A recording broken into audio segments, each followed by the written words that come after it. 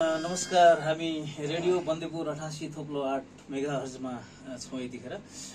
मसँग आज हाम्रो अति नै कर्णप्रिय सारङ्गी वादक भन्न रुचाउँछु म।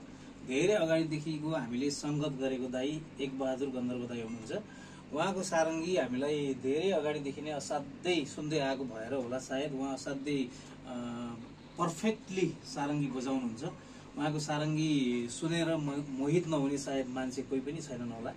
उहाँले धेरै मान्छेहरूलाई बाटोमा बसिरहेका हिँडिरहेका मानिसहरूलाई पनि सारङ्गीले मन्त्रमुग्ध पार्ने काम गरिराख्नु भएको छ।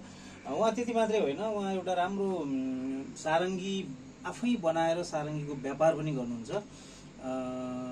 दाइको सारङ्गी व्यापारले एउटा राम्रो सफलता हासिल गरोस् भन्न पनि चाहन्छु म यहाँबाट। दाइलाई नमस्कार। नमस्कार। के छ दाइ? खबर ठिकै छ।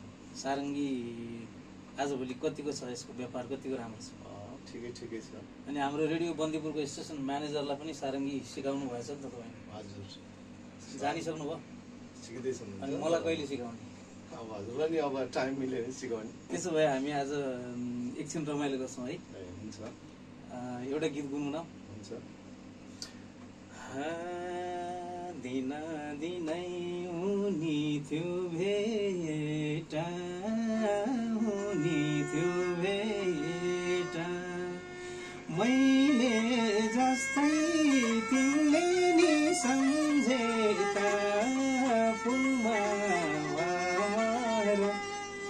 आउँदै गर मेरो माया, माया नमार, हुनी थियो भेटा, हुनी थियो भेटा, मैले जस्तै तिमीले नि सम्झेका फुलमा